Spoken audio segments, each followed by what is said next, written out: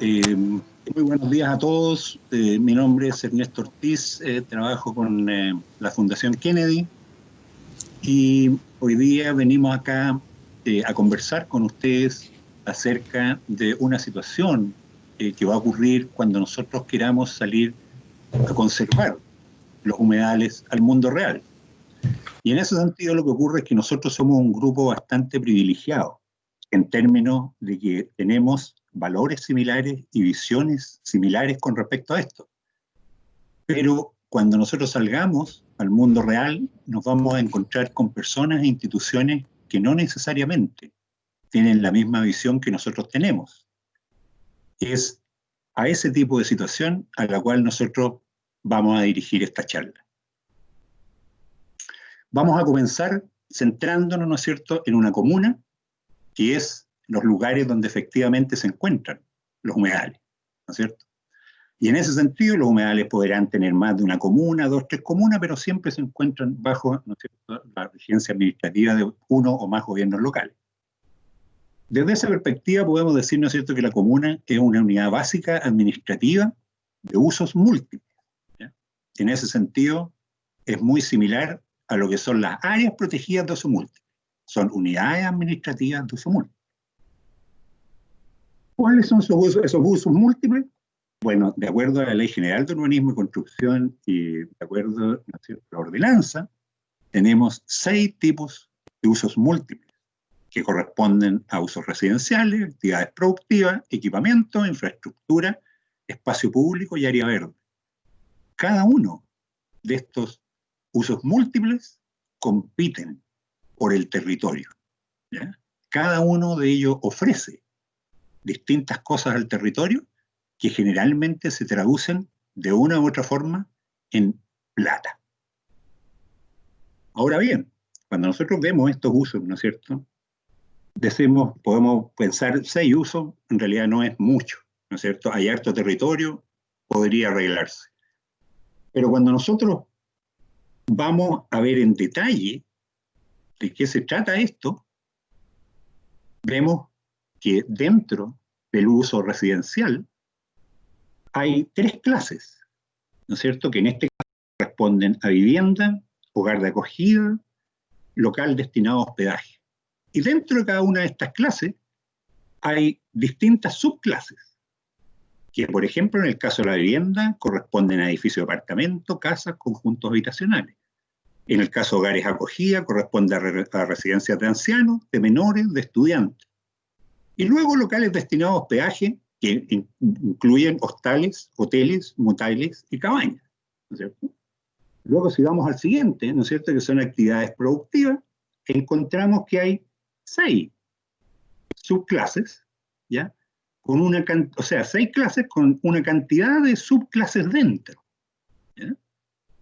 Si hacemos lo mismo con equipamiento, nos encontramos que hay 2, 4, 6, 8, 2, 4, 6, 7, 10, 11 clases, cada una con sus subclases dentro. Lo mismo ocurre con infraestructura, lo mismo ocurre con los espacios públicos, lo mismo ocurre con las áreas verdes. En total, ¿no es cierto?, si hablamos de 6 usos y aproximadamente 27 clases, estamos hablando de alrededor de 168 usos múltiples que compiten por el territorio en cada una de las comunas, ¿ya? O sea, la contienda es dura. Después de todo esto, ¿no es cierto?,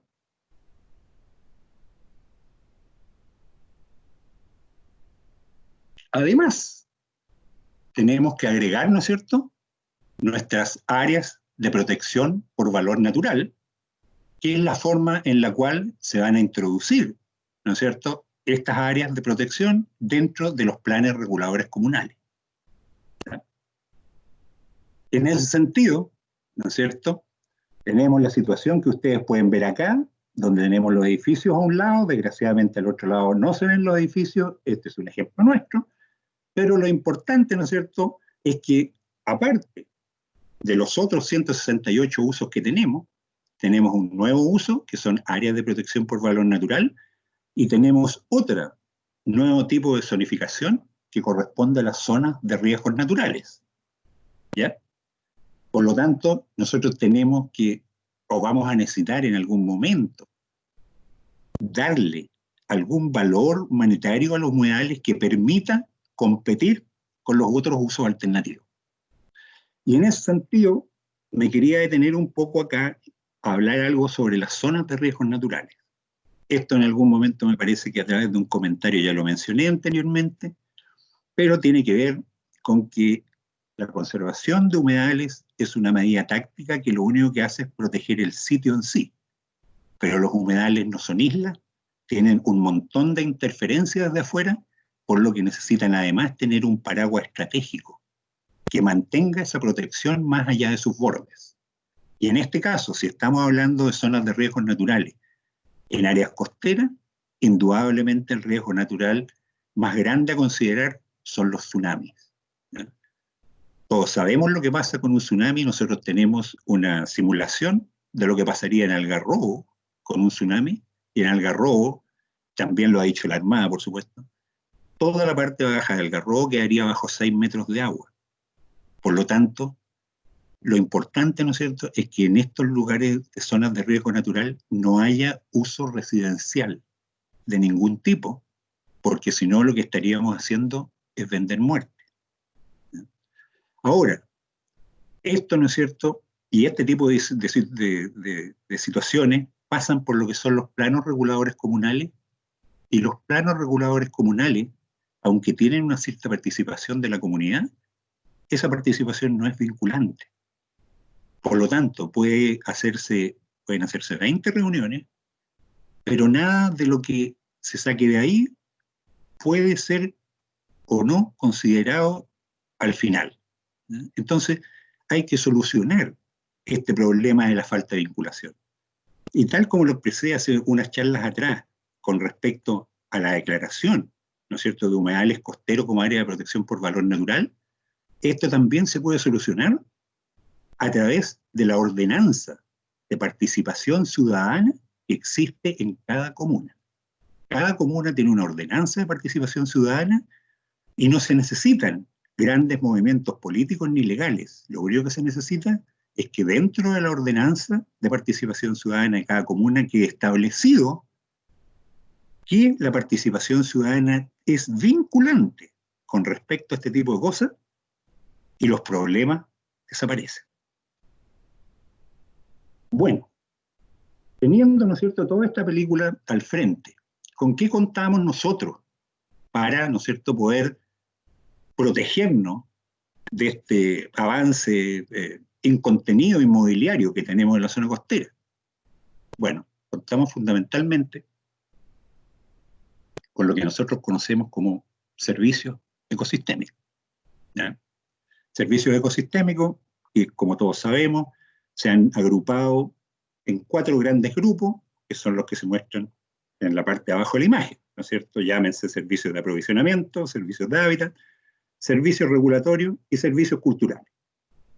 Ahora bien, si nosotros vamos a ver cuáles son los valores monetarios por categoría, ¿ya?, en distintos tipos de humedales, nos encontramos, ¿no es cierto?, con que están divididos en arrecifes de coral, sistemas costeros, manglares, y marches, y plantas intermareales, humedales tierra adentro, por decirlo así, ríos y lagos, ¿ya? Y dentro de cada uno nosotros tenemos valores, ¿no es cierto?, que corresponden a cada uno de estos tipos de servicios. El número estimado es el número de estudios en los cuales se basó esta tabla que les estoy mostrando, que es un estudio de metaanálisis. Los orígenes están abajo ahí explicados. Si alguien necesita más que eso, yo no tengo ningún problema en dar las citas y todo lo demás. Y en ese sentido, ¿no es cierto?, si nosotros nos centramos en lo que son sistemas costeros, donde encontramos, ¿no es cierto?, los estuarios, que es donde se encuentran los humedales, porque los humedales son una parte de una unidad que se llama estuario, ¿ya? Vemos que los servicios de aprovisionamiento tienen un valor máximo ¿no es cierto?, de 7.549 dólares internacionales, que son dólares americanos. ¿Ya? El valor mínimo que se estimó para eso es $1 por hectárea por año, mientras que el valor máximo fueron 7.549, ¿no es cierto?, dólares por hectárea por año. Podemos ver lo mismo, ¿no es cierto?, con los servicios regulatorios, los servicios de hábitat y los servicios culturales. Los demás son distintos sistemas, tienen distintos valores. Nosotros nos vamos a restringir a lo que nos corresponde, ¿no es cierto?, o al sector en el cual nosotros estamos envueltos. Y nosotros vamos a ver ahora los valores monetarios para estos sistemas costeros. ¿Ya? Vamos a ver que en el primer caso de los servicios de aprovisionamiento, 7.517 dólares de los 7.549 vienen de producción de alimentos. Nosotros en nuestros humedales no me parece que tengamos una gran producción de alimentos como para poder apoyarnos en esto. Hay otros 32 dólares de materias primas. No sé si se pudieron o no alcanzar, pero estamos hablando de 32.000 dólares. ¿Se fijan? Por lo tanto, no podemos contar mucho, en algunos casos que ya vamos a ver más adelante, con lo que son los servicios de aprovisionamiento. Si nosotros vamos a los servicios regulatorios, estamos en problema porque la mayoría no tiene estudios. Y esto inmediatamente nos señala, ¿no es cierto?, dónde hay que dirigir los esfuerzos en este sentido para lograr resultados. Pero bueno, si nosotros vemos, los 30.451 dólares vienen de mantención de la fertilidad del suelo a través de la mantención del ciclo de nutrientes. Esto fundamentalmente tiene que ver con lugares donde ocurre agricultura sobre los humedales. La verdad, no sé qué tanta agricultura sobre los humedales ocurrirá acá en Chile, manteniéndolos como humedales. Acá no estamos hablando de cultivar el humedal, ¿no es cierto?, y dejarlos para cultivo constantemente, sino que una situación en la cual se cultiva el humedal, se deja el humedal, se cultiva el humedal, se deja el humedal, que ocurre en otras partes. Por lo tanto, estos 30.451 son bastante discutibles y podrían ser 170 o podrían ser menos. Y eso, frente a una situación legal, es muy difícil sacárselo de encima. Si vamos a los servicios de hábitat, ¿no es cierto?, tenemos entre 77 y 164 dólares para mantención de ciclos de vida. ¿Eh? Ahora bien, si estamos hablando de mantención de ciclos de vida, ¿no es cierto?, y de servicios de guardería, por decirlo así, en realidad no estamos hablando necesariamente del humedal, sino que estamos hablando del estuario. ¿Ya? Por lo tanto, eso también podría generar algún ruido. Y finalmente, cuando nos vamos a los servicios culturales, ¿cierto?, vemos que las oportunidades para recreación y turismo dan 41.416 dólares internacionales por hectárea por año.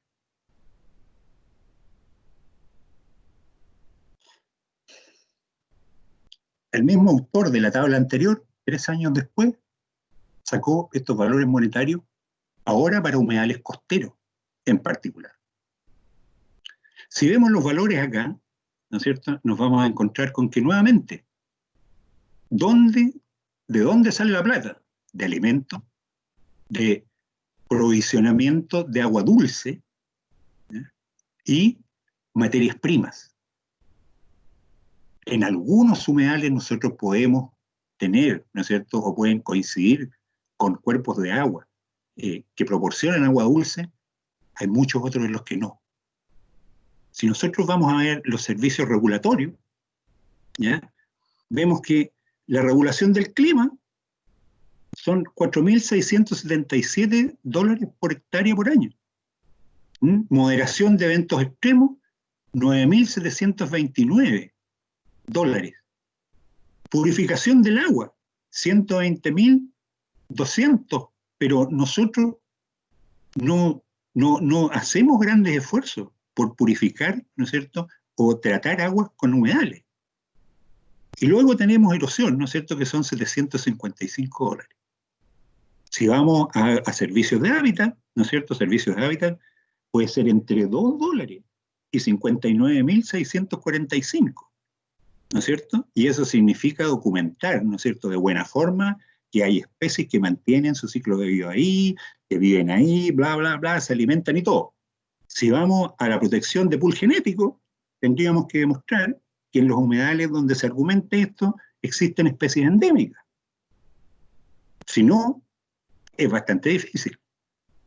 Y luego, ¿no es cierto?, tenemos como servicios culturales oportunidades por recreación y turismo con $2.904 por hectárea por año, lo cual es bastante bajo, ¿no es cierto? Pero si nosotros recordamos el valor que tiene el estuario como tal para oportunidades de recreación y turismo, en el fondo lo que pasa con los humedales es que los humedales se miran de lejos. Por eso nadie va al humedal mismo, ¿no es cierto?, a ver las cosas. Por eso es que este valor es tan bajo. Ahora bien, ¿no es cierto?,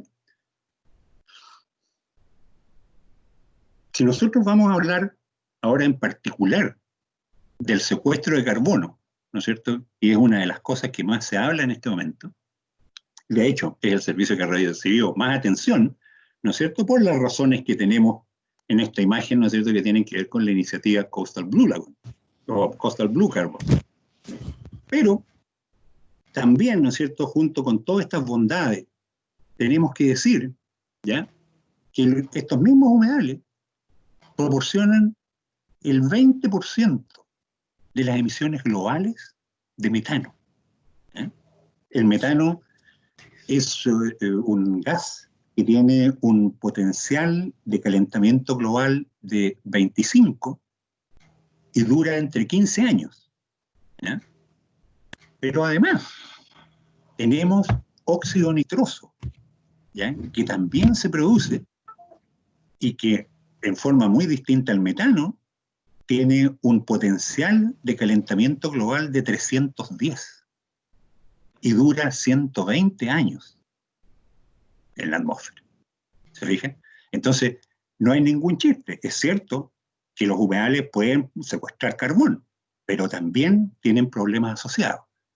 Estos problemas asociados, ¿no es cierto?, en términos de capacidad de secuestro, tienen que ver, por ejemplo, con el tipo de humedal. ¿No es cierto? Humedales costeros tienen una característica, humedales de agua dulce tienen otra característica. Quizás la diferencia más fundamental es que en los humedales de agua dulce se produce metano. ¿Ya? En cambio, en los humedales de las zonas costeras, ¿ya?, la salinidad inhibe esa producción de metano. Entonces la producción de metano es muy baja, ¿ya? Y eso le da una cierta, ¿no es cierto?, diferencia o diferenciación en términos de humedales costeros y de humedales de agua dulce, puesto que podríamos decir los humedales de agua dulce, para que funcionen al 100%, tienen que estar en condiciones absolutamente naturales, ¿no?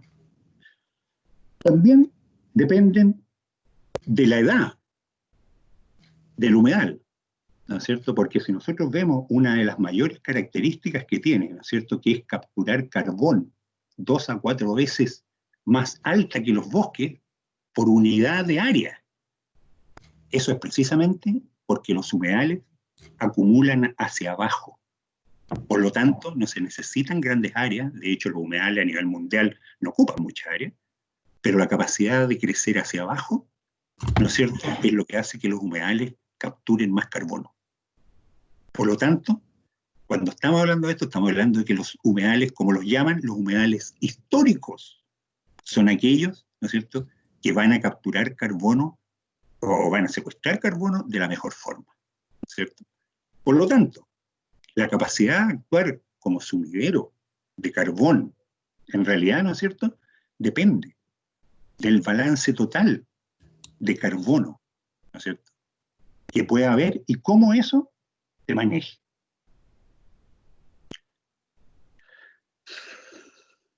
Además, ¿no es cierto?, tenemos que considerar qué es lo que pasa con la degradación antrópica frente a este tipo de cosas. Y de ahí vamos a conversar, ¿no es cierto?, vamos a empezar hablando por lo que es el drenaje, ¿ya? Intentamos drenaje por falta de agua. ¿Ya? Entiendo que drenaje es sacar agua, pero en este caso, digamos, asimilemos que el sacado de agua y la falta de agua pueden tener efectos muy similares. ¿Ya? Y en ese sentido, lo primero que tenemos que mencionar es que cuando hay un drenaje excesivo y el nivel del agua empieza a bajar, los bordes del humedal se transforman, ¿ya?, en un potenciómetro de emisiones de óxido nitroso. La parte de arriba del humedal, o no la parte de arriba, pero la parte del humedal propiamente tal, comienza a transformarse en un sumidero, pero en un sumidero de metano, no de carbono. Y las partes más anóxicas de la cuenca donde esto ocurre, comienza a generar metano. ¿Me fijan? Ahora, si nosotros vemos eso en nuestro país, dado los 10 años de sequía que tenemos, ocurre en muchos lugares. En muchos lugares. Además de eso, tenemos que, producto de lo mismo, ¿no es cierto?, tenemos este problema de intrusión salina, ¿ya?, que tiene que ver fundamentalmente con que las superficies potenciométricas, ¿ya?, al sacar el agua, ¿no es cierto?, al sacar el agua, esa superficie potenciométrica, ¿ya?, baja más abajo del nivel del mar. Y eso significa que la presión que ejerce el agua dulce ya no es suficiente para que el agua salada no entre río arriba. ¿Ya? Esto obviamente, ¿no es cierto?, genera un problema de salinidad hacia el interior de los humedales, que en el peor de los casos puede terminar salinizando todo, incluso las aguas subterráneas. ¿Ya? Esto mismo ocurre no solamente por la extracción de agua, sino que también por la falta de agua. Porque cuando los caudales disminuyen demasiado, pasa exactamente lo mismo. ¿Se fijan? Bueno, además, tenemos que considerar también, en términos de qué es lo que pasa, ¿no es cierto?, con este secuestro de carbono, el aumento del nivel del mar. Y en ese sentido, tenemos, ¿no es cierto?, que obviamente se aumenta el nivel del mar y los humedales se inundan, ¿no es cierto?, permanentemente, hay una amenaza de sobrevivencia de la vegetación. Obviamente, eso disminuye la productividad primaria por un lado, y por otro lado, aumenta las emisiones de carbono. ¿Mm?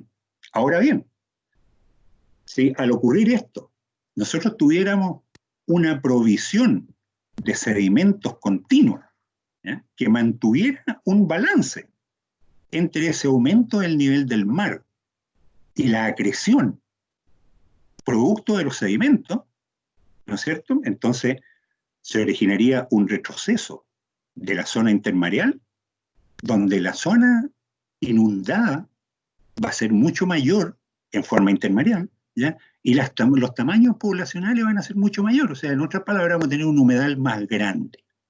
¿Ya? Ahora, ¿cuál es el problema con todo esto? Es que esto no puede ocurrir si tenemos estructuras duras de protección costera. Y en este sentido, ¿no es cierto?, quiero llamar la atención a que después, ¿no es cierto?, de este reporte o de este informe que se entregó al Ministerio de Medio Ambiente con respecto a la erosión costera en Chile, ya tenemos cantidad de ingenieros poniéndose los zapatos de clavo para ir corriendo a ofrecer su ayuda, ¿no es cierto?, en términos de proteger la línea de costa con este tipo de estructura. Entonces tenemos que poner mucha atención a eso, porque eso sería nefasto. Por otro lado, y también en términos de secuestro, tenemos que el aumento de temperatura del mar inhibe la capacidad de inhibir la producción de metano que tienen los humedales costeros. ¿Ya? Y el aumento de la temperatura del mar es algo que ya está ocurriendo. Por lo tanto, esto ya está ocurriendo. ¿Fíjense? Entonces, en ese sentido, la gran ventaja de los humedales costeros, por decirlo así, se puede perder sin ningún problema. Y por otro lado, ¿no es cierto?, tenemos lo que es el impacto de la entrada de nutrientes en el sistema, que lo que hace es todo lo contrario que lo que nosotros necesitamos. Los nutrientes entran en grandes cantidades, grandes producciones, grandes descomposiciones que generan metano. Nosotros lo que necesitamos es que la descomposición sea lo más lenta posible. Mientras más lenta, mayor acumulación de materia orgánica en el suelo.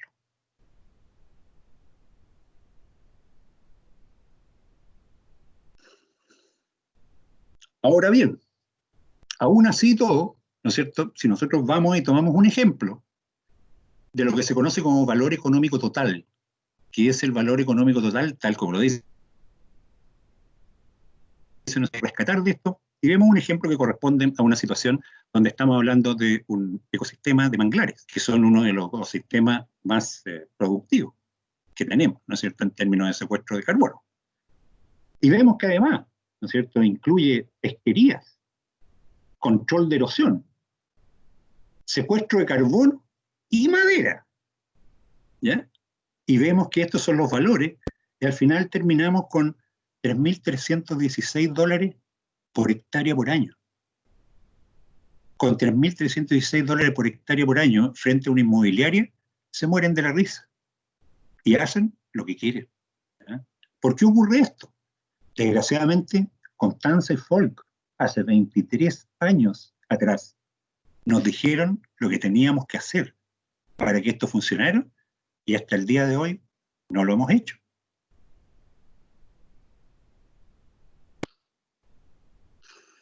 Bueno, ¿qué alternativa, no es cierto, o cómo podríamos de una u otra forma tratar de suplir esta falta de valoración económica?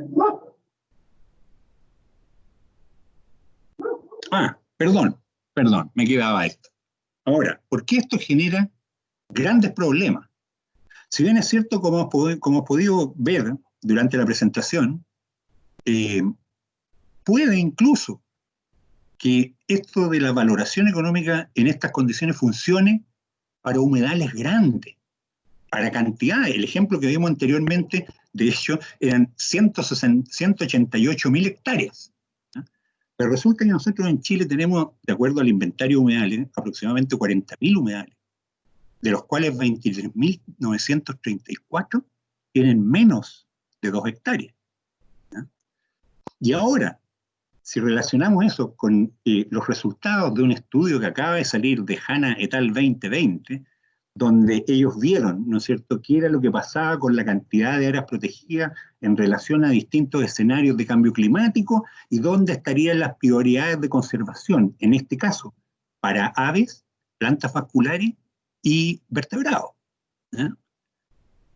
Lo que ellos encontraron lo vamos a conversar en un minuto, pero lo importante es que si ustedes se fijan, en toda la zona central de Chile, donde hay cantidad de humedales de 2 hectáreas o menos, ¿no es cierto?, esto de los servicios ecosistémicos no va a funcionar, porque las cantidades de plata que se podría demostrar para este tipo de humedales nunca va a ser suficiente. Por otro lado, y ahora si nos vamos, ¿no es cierto?, a los resultados de este estudio, tendríamos que decir, ¿no es cierto?, que RCP 2.6 es un escenario bastante utópico. Eso significaría que nosotros empezamos a reducir ahora y en el año 2100 ya no hay ninguna emisión. ¿Alguien cree eso? Difícil. Por lo tanto, tenemos que situarnos, ¿no es cierto?, en un RCP 8.5, que nos dice que para disminuir el riesgo de extinción entre un 62 y un 76%, tendríamos que tener la mitad del mundo en áreas protegidas. Y cuando en este contexto se habla de la mitad del área, de la mitad del mundo en áreas protegidas, estamos hablando de la mitad del mundo en áreas protegidas cerradas. ¿Eh? Eso no es práctico ni eficiente ni nos conduce a ninguna parte. ¿Eh? Nosotros tenemos que aprender a vivir con la naturaleza, no a tener la naturaleza secuestrada para poder protegerla. Pero de eso vamos a conversar más adelante también.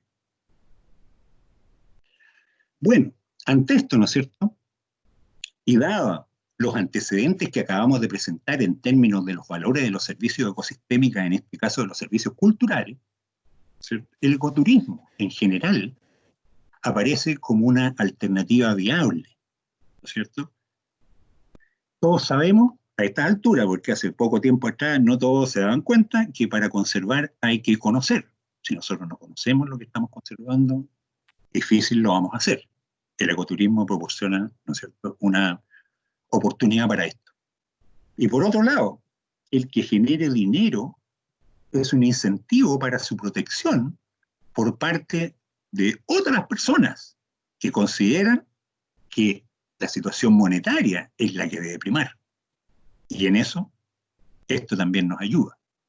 También nos ayuda a lo mismo que les decía antes, ¿no es cierto? No podemos cerrar el mundo para poder protegerlo. Tenemos que saber, ¿no es cierto?, y actuar fundamentalmente con instrumentos de planificación que sean apropiados, con educación de la gente, ¿no es cierto? Y necesitamos empezar a vivir en las áreas protegidas, no fuera de las áreas protegidas.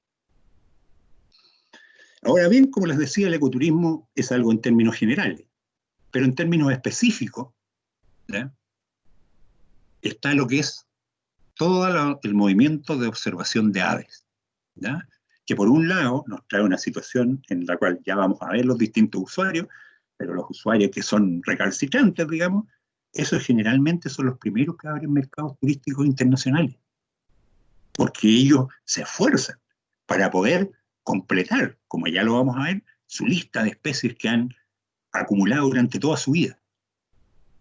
Entonces, en ese sentido, ¿no es cierto?, la observación de aves proporciona una posibilidad de complementar el resto. Ahora, si nos vamos, ¿no es cierto?, a ver, porque si estamos hablando de esto, tenemos que ver nuevamente, ¿no es cierto?, cuáles son las expectativas económicas de esto. Si nos vamos a ver esto, vamos a la industria, ¿no es cierto?, vemos que un estudio de mercado que se hizo para Latinoamérica y el Caribe nos muestra que hay 3 millones de viajes internacionales cuyo principal propósito es observar aves, ¿ya?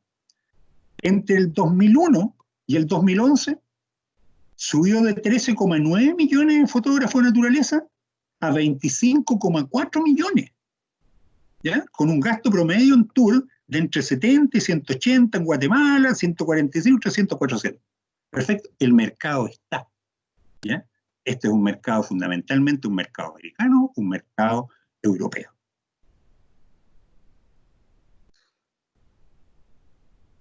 Ahora, y para nosotros, más importantemente que la plata, ¿ya?, es cuál es el perfil de la persona que observa aves.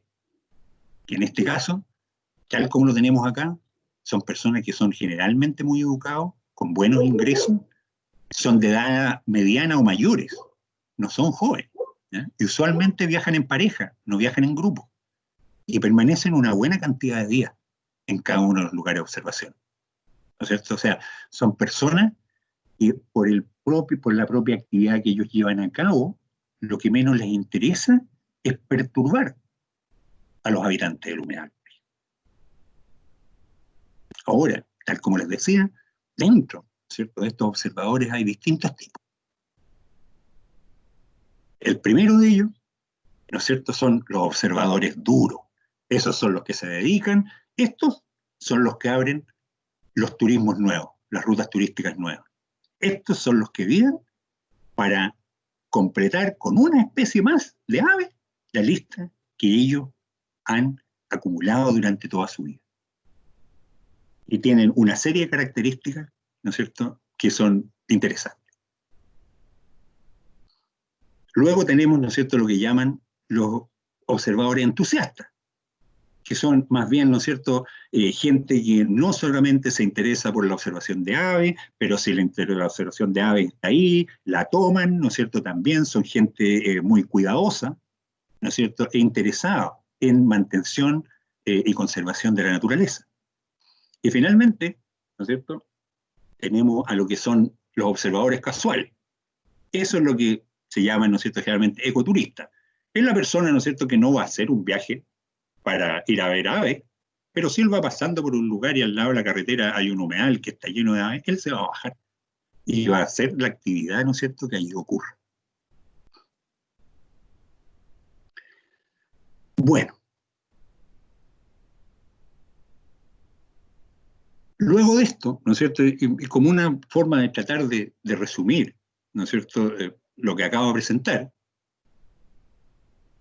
podríamos decir, ¿no es cierto?, que se necesita contar con un valor económico para los humedales que sea competitivo frente al valor de otros usos alternativos del territorio. Para esto, contamos con la valoración de los servicios ecosistémicos, pero en muchos casos no van a ser suficientes si no se consideran los servicios culturales. Ecoturismo en general y la observación de aves en particular pueden ayudar a poner en valor los humedales con mínimo impacto ambiental. ¿Se fijan? Y dentro de todo esto, no puedo dejar de aprovecharme, ¿no es cierto?, y decir que sería interesante poder iniciar experiencias pilotos al respecto. Y el humedal El Membrillo del Algarrobo podría ser un lugar perfecto para eso.